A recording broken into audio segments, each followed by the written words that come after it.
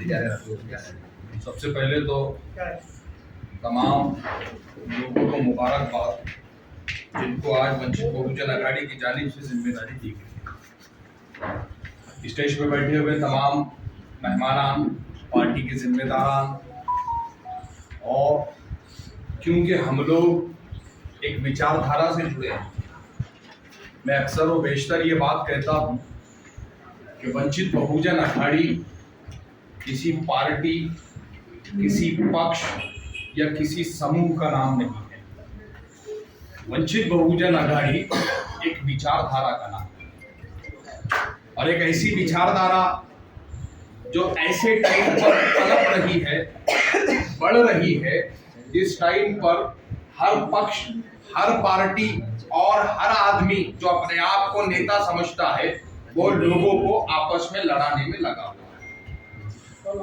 चाहे वो पार्टियों के नाम से हो, चाहे वो तथाकथित हिस्ट्री से उठा के राजाओं के नाम पे।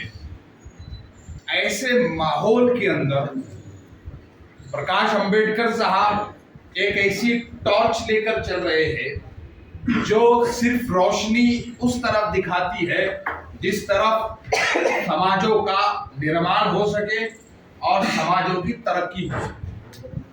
अभी इस वक्त एक छत के नीचे हम लोग जो बैठे हुए हैं, हम अक्सर अलग अलग समाजों से आते हैं, हमारे कल्चर अलग अलग है, हमारे रिलीजन अलग अलग है, लेकिन सिर्फ वंचित बहुजन आघाड़ी वजह बनी है जिसकी वजह से हम लोग आज एक छत के नीचे जमा हैं। तमाम बातें, टेक्निकल बातें हो या पार्टी के अंदर किस तरह से काम करना हो, इन जैसी बातें हो, ये बातें आपके सामने बड़ी खुल के आ चुकी है। मैं आपको एक चीज ये कहता हूं कि जब तक आपके पास कोई एम ना हो, जब तक आपके पास कोई मकसद ना हो, तो आपको कितना भी मोटिवेट कर दिया जाए, आप काम नहीं करेंगे। एक बच्चा है जो ये जानता है मुझे यूपीएससी क्लियर करना है, अब उसको अगर पूरा घर भी बोले बेटा शादी में जाना है, उन्हें नहीं जाता, वो बोलता नहीं मेरे को पढ़ना है। क्यों? क्योंकि उसके पास एक मकसद है, एक लक्ष्य है कि मेरे को यूपीएससी क्लियर करना है। तैयब जफर जब वंचित बहुजन आघाड़ी से जुड़ा तो एक लक्ष्य ये था कि महाराष्ट्र में मुस्लिम क़यादत की बड़ी कमी है, मुस्लिम लीडरशिप की बड़ी कमी है। तथाकथित एक दो मुस्लिम लीडर जो नजर आते हैं वो भले ही हरी शेरवानी पहने, लेकिन उनके अंदर से जो बनियान और चड्डी निकलती है वो भगवी कलर की निकलती है। तो इन दिक्कतों को हमको समझना था और एक असल मुस्लिम लीडरशिप को डेवलप करना था। और असल मुस्लिम लीडरशिप तभी डेवलप होगी जब छोटे छोटे समाजों के लोग आपस में जुड़ेंगे। अगर हम एनसीपी जैसे पार्टियों का हिस्सा बनते हैं तो वो पार्टियां महज मराठा समाज के लिए आपको मराठा प्रो दिखेगी। अगर हम एमआईएम जैसे पार्टियों का हिस्सा बनेंगे तो वो मुस्लिम प्रो दिखेगी। अगर हम कांग्रेस पार्टी जैसी पार्टियों का हिस्सा बनेंगे तो वो आपको ब्राह्मणवादी ज़हनियत के दिखेगी। अब ऐसे माहौल के अंदर अगर आप चाहते हैं कि मेरा समाज आगे बढ़े तो आपको एक ऐसे पक्ष की जरूरत होती है जो तमाम समाजों को लेकर चले। और महाराष्ट्र के अंदर जब आप देखते हैं कि ऐसा पक्ष हमको कहां मिलेगा, ऐसी क़यादत हमको कहां मिलेगी जो तमाम समाजों को मिलकर बनती है, तमाम मजहबों को मिलकर बनती है, तमाम कल्चरों को मिलकर बनती है और तमाम एक दूसरे के महामानवों का रिस्पेक्ट करते हुए बनती है, तो फिर पूरे महाराष्ट्र में आपको एकमात्र और एक जो पक्ष जो मिलता है वो वंचित बहुजन। और इन तमाम विचारधाराओं को लेकर चलने वाला अगर कोई लीडर नजर आता है तो वो आदरणीय बाबा साहब अम्बेडकर नजर आता है। अब जो जिस मुद्दे पे मैं आपको बोलना चाह रहा हूं वो ये है कि हम वंचित बहुजन आघाड़ी से जुड़ चुके हैं। वंचित बहुजन आघाड़ी ने हमको जिम्मेदारी भी दे चुकी, लेकिन अगर अभी तक आपने अपना कोई मकसद नहीं बनाया, और मैं यहाँ पर समाजी मकसद की बात कर रहा हूँ, ये भी समझ लीजिए, मैं जाति मकसद की बात कर रहा हूँ।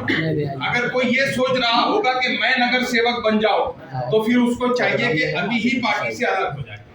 लेकिन अगर कोई ये सोचता है कि मैं अपने मोहल्ले के अंदर नगर सेवक बनाऊं तो उसका भी वंचित बहुजन आघाड़ी ने महाराष्ट्र के अंदर हमेशा से किंग मेकर बनने का काम किया है। वंचित बहुजन आघाड़ी ने हमेशा से किंग मेकर बनने का काम किया है। वंचित बहुजन आघाड़ी किंग बनने से ज्यादा किंग मेकर बनने पर यकीन रखती है, और इसकी सबसे बड़ी मिसाल ये औरंगाबाद है कि हमने एक ऐसे आदमी को जिसको उसके पड़ोस वाला नहीं पहचानता था, उस आदमी को हमने लोकसभा पहुंचाया सिर्फ वंचित बहुजन आघाड़ी। तो ये ताकत वंचित बहुजन आघाड़ी की, और अब आप एक ताकत से जुड़ चुके हैं। अब आपकी विचारधारा वंचित बहुजन आघाड़ी की होनी चाहिए, और अब आपको जो है तो पार्टी के तमाम जिम्मेदारान के ऊपर नजर रखनी होगी ताकि हमको समझ में आए इस वक्त हमारे पार्टी का रुझान किस तरफ जा रहा है। मैं मराठवाड़ा की जिम्मेदारी पर हूं, लेकिन आज भी फेसबुक के ऊपर एक लाइन लिखने से पहले मैं अपने सीनियर्स को भेजता हूं, ताकि हमारे पक्ष का प्रोटोकॉल नहीं टूटना चाहिए, और ये नहीं होना चाहिए कि पक्ष का काफिला एक तरफ निकल पड़ा और मैं किसी और तरफ निकल पड़ा। तो आप तमाम लोगों को भी सोशल मीडिया इस्तेमाल करना है, लेकिन हमको अपने सीनियर्स को बताकर करना है। और सबसे अच्छी बात ये रहती है बिगिनर्स के लिए पॉलिटिक्स में कि वो अपने सीनियर्स का जो भी आए उसको आगे शेयर करें। अभी जरूरत नहीं है अपनी विचारधारा तुरंत अपने थॉट्स लोगों को बताने की। हमारे सीनियर्स के जो थॉट्स आते हैं हम उसको आगे शेयर करें, उससे दो फायदे होते हैं। पहले तो हमको अपने सीनियर्स के थॉट्स क्लियरली समझ में आते हैं, दूसरे हम समाज में अपने जो है तो सीनियर्स के थॉट्स को फैलाते हैं।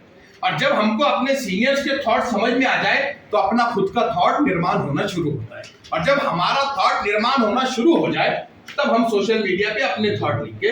तब तक हम ये कोशिश करें कि जो सीनियर से भेजे वही आगे हम लोग फॉरवर्ड करेंगे।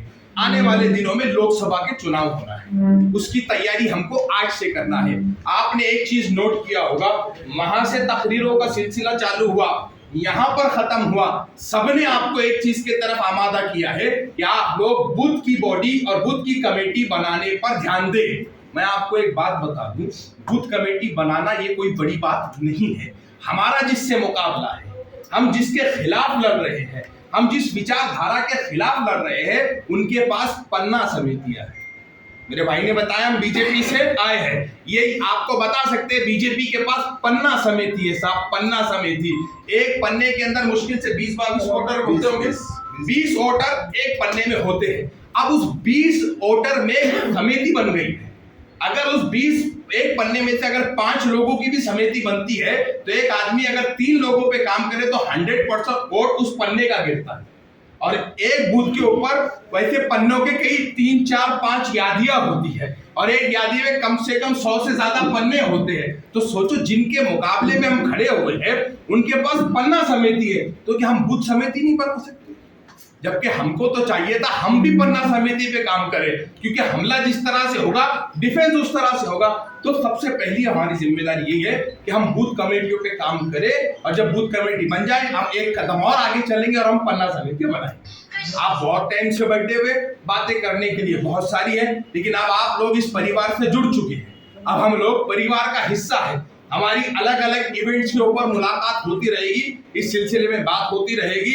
फिर एक बार मैं आप तमाम को मुबारकबाद देता हूं, और जो है तो वंचित बहुजन आघाड़ी के परिवार में आप तमाम का स्वागत करता हूं। इतना कहते हुए अपनी बात को खत्म